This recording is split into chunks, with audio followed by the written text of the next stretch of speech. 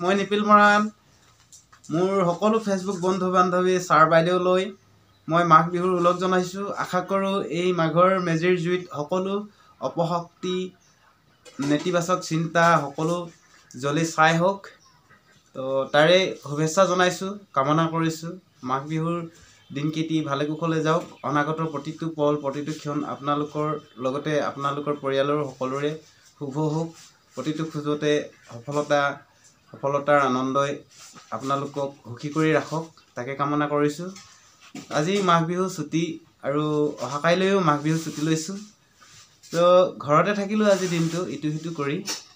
তো ল'ৰা ছোৱালীবিলাকৰ লগত তো এয়া বেটাসকল আছে, সৰু সৰু ল'ৰা ছোৱালীবিলাকক পিকনিক খাবৰ কাৰণে ইটো সিটো বজাৰ কৰি দিলোঁ। তো ভাল লাগিছে। তো ফিল্ডত আমাৰ গাঁৱতে সৰু সৰু ল'ৰা ছোৱালীবিলাকে পিকনিক খাইছে, আমিও যাম তাতে পিকনিক খামগৈ।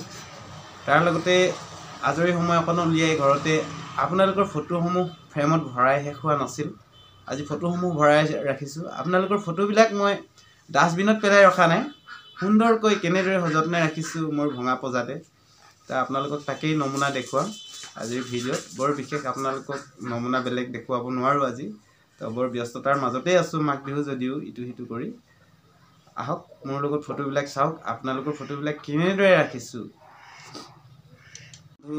লম্বোধৰ মৰাণ হলিৰাম মোৰ আৰু এজন বন্ধু হৈ গ'লে মোৰ বন্ধু ফেচবুক বন্ধু দিগন্ত বৰুৱা। চাওক আপোনালোকৰ ফটোসমূহ কিমান সুন্দৰকৈ ৰাখিছোঁ। আচলতে ইমান ধুনীয়া ধুনীয়া ফটোবিলাক তো মোৰ দৰে ভঙা বজাত থাকিবলৈ নোহোৱাই, স্পেচিয়েলি RCC বিল্ডিংবিলাকতহে আচলতে শোভা পায়, সুন্দৰ হয় দেখিবলৈ। এয়া মোৰ সৰু বেটা, একেবাৰে বাচ্চা অৱস্থাৰ ফটো হয়।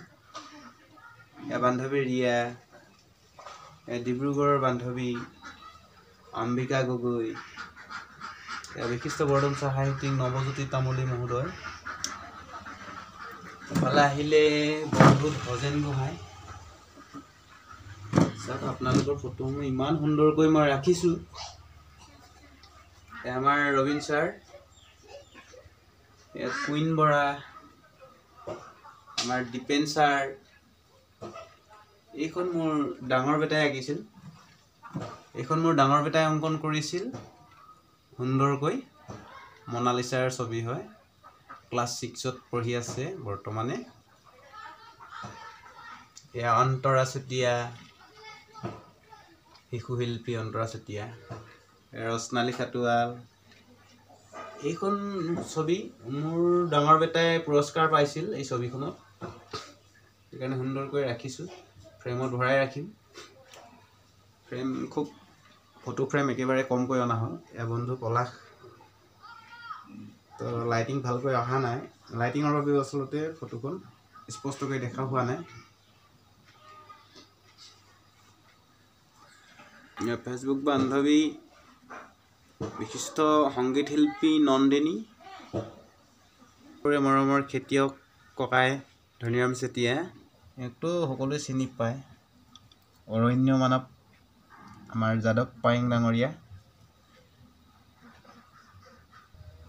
এয়া আমাৰ মৰমৰ সংগীত শিল্পী দিগন্ত গোহাঁই।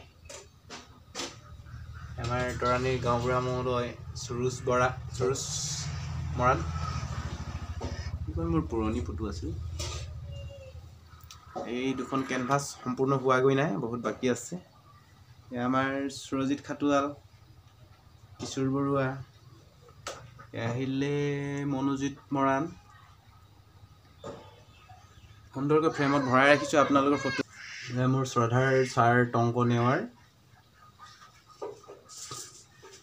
এয়া মামণি ৰয়ছম গোস্বামী, খুব মেকআপ কৰি ফটো একপি উঠাইছিল, মই সুবিধা পাওঁতেই অংকন কৰি থলোঁ। ককাই প্ৰমোদ, জোনমণি নেওগ।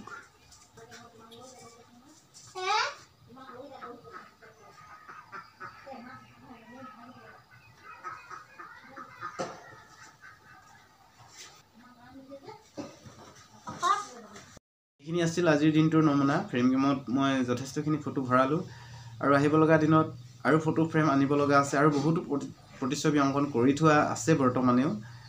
অৱশ্যে ডাষ্টবিনত পেলাই নাই থোৱা, আপোনালোকে নাভাবিব যে ডাষ্টবিনত পেলাই ৰাখিম। অতি মৰমত ইমান সুন্দৰকৈ ৰাখিছোঁ, আপোনালোকে ভাবি আচৰিত খাব। যদিও মানুহজন আমি লেতেৰাকৈ থাকোঁ, তথাপিও মানে অতি সুন্দৰকৈ ৰাখোঁ, সযত্নে ৰাখোঁ। এইবিলাক বস্তু আমি একেবাৰে মানে সন্মান আৰু শ্ৰদ্ধা সহকাৰে ৰাখোঁ। অনাগত দিনত অংকন কৰিব লগা বহুতো প্ৰতিচ্ছবি ৱেটিঙত আছে, বহুতো বন্ধু বান্ধৱীয়ে অপেক্ষা কৰি আছে মোৰখন কেতিয়া অংকন কৰি দিব বুলি।